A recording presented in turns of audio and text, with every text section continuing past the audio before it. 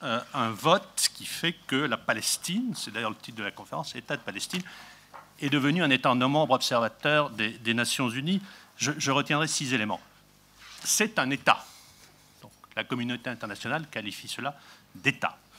Certes, non souverain, mais État. Deuxièmement, ce statut n'est pas seulement celui du Vatican, comme on a pu le dire ou l'écrire, mais celui de l'Autriche, du Japon, de la Suisse, avant qu'ils ne deviennent membres pleins. Troisièmement, ce vote a été acquis à une très large majorité, fort peu de votes négatifs, un seul État européen. Quatrièmement, il y a été fait allusion, le rôle de la France a été clé à travers les changements de majorité. Alors que la Palestine demandait en 2011 le statut de membre plein, c'est le président de la République de l'époque qui avait suggéré cette solution intermédiaire pour ne pas avoir à subir le veto américain. Nous avons voté, ça a été dit, en 2011 pour le statut de membre plein à l'UNESCO. Et l'annonce de notre vote en novembre 2012 a cristallisé, je pense, le travail de mobilisation et a permis d'emporter le vote que j'ai dit. Cinquièmement, Israël et les États-Unis n'ont à aucun moment dit que les Palestiniens étaient incompétents ou corrompus, ce qu'ils auraient dit il y a 5 ou 10 ans, sans doute à juste titre. Mais ils ont qualifié ce geste d'unilatéral, empêchant la négociation. C'était un peu cocasse de dire qu'entrer dans une institution multilatérale était unilatérale, mais c'est ce qui a été dit. Je n'exclus pas totalement que l'obtention de ce statut ait permis la reprise des négociations en juillet dernier. Et puis, sixièmement, ce vote traduit juridiquement ce qui était déjà constatable dans les faits. J'ai coutume de dire qu'il y a bien plus d'États en Palestine, au sens des institutions étatiques, que dans bien des États du monde, certainement plus, sans être outrageant qu'au Sud-Soudan, qui est devenu le dernier État membre plein des Nations Unies.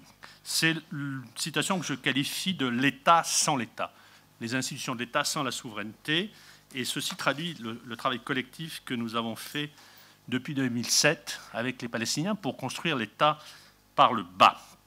Et c'était la conférence des donateurs pour la Palestine dont je me suis occupé, qui a conduit à 2 types de réformes. Des réformes emblématiques, pas toujours faites dans les autres pays en développement. Diminution des subventions à l'eau et à l'électricité, problème lancinant dans beaucoup de pays en développement.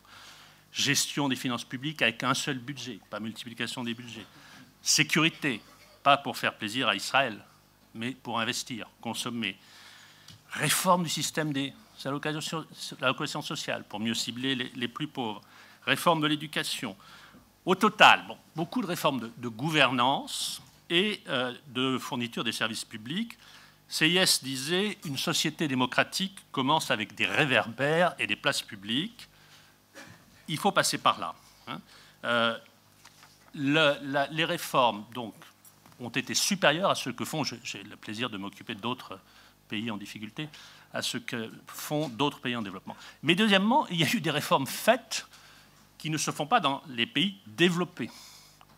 Le déficit de l'autorité palestinienne est passé de 28 points de PIB en 2007 à 11 points de PIB 11-12 points de PIB en 2010. Bon, il a un peu remonté ces dernières années. C'est-à-dire que la dépendance à l'aide extérieure s'est réduite. Le budget de l'autorité palestinienne est sur Internet tous les 15 du mois en engagement et en décaissement. Nous n'avons pas cela en France. Il y a une certification des comptes publics par un auditeur indépendant. La bureaucratie sur les entreprises a diminué. La corruption, j'ai entendu dire que les Palestiniens étaient corrompus en début de séance. Ils l'étaient peut-être dans le passé. Ils le sont certainement moins aujourd'hui. Il y a une réforme du secteur financier considérable. L'autorité monétaire palestinienne est qualifiée par le Fonds monétaire international de banque centrale sans État.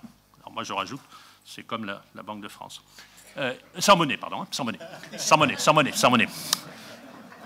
Il y a un système de règlement livraison, de garantie des dépôts, enfin, toutes choses extrêmement techniques. Au moment des printemps arabes, la Banque mondiale qualifiait les réformes faites en Palestine comme des modèles qui pouvaient être utilisés par les autres pays de la sous-région dans certains domaines, droit des affaires, lutte contre la corruption, gestion des finances publiques, etc. Donc, démonstration faite que les Palestiniens ne sont ni incompétents en matière économique, ni corrompus financièrement, ni laxistes en matière de sécurité. Et tout cela n'est pas contesté par la très grande majorité des dirigeants israéliens. Alors, bien sûr, les réformes ne sont pas terminées, elles ne sont jamais terminées, mais elles ne sont pas arrêtées et elles ont permis, je pense très sincèrement, le vote du 29 novembre 2012. Sans la nature de ces réformes, donc il ne s'est rien passé, disait Jean-Paul à l'instant, sans tout ce travail de réforme, il n'y aurait pas eu ce succès politique qu'a constitué le vote du 29 novembre 2012. Alors maintenant, j'entends vos objections. D'abord, la première d'entre elles, par rapport à ce qui vient d'être dit, c'est que tout ceci ne concerne pas Gaza.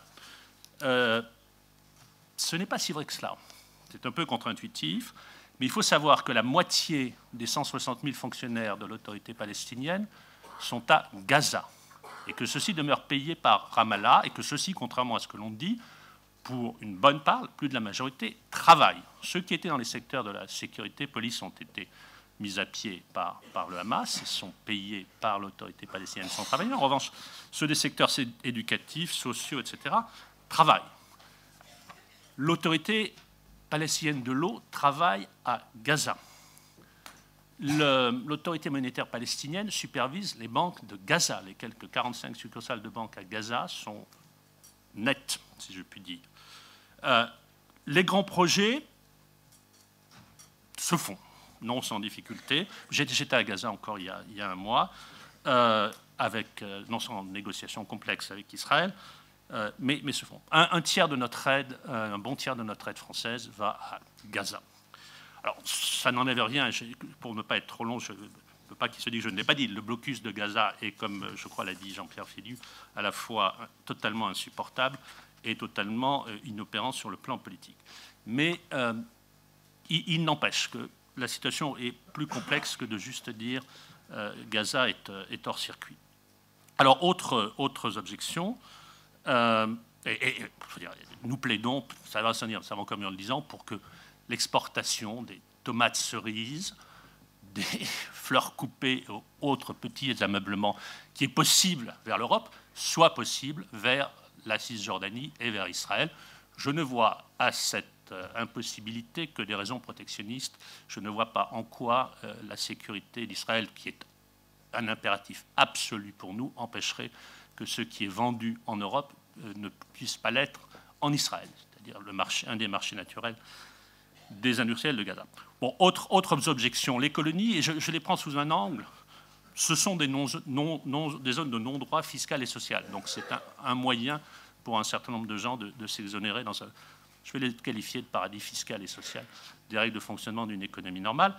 Jérusalem-Est, donc on n'a pas beaucoup parlé. Depuis 3-4 ans, les relations commerciales entre la Cisjordanie et Jérusalem, qui étaient possibles, même depuis 1967, sont devenues de plus en plus difficiles, avec l'arrivée d'impératifs phytosanitaires, ce qui fait que la viande ou les produits laitiers sont moins vendables à Jérusalem qu'ils ne l'étaient.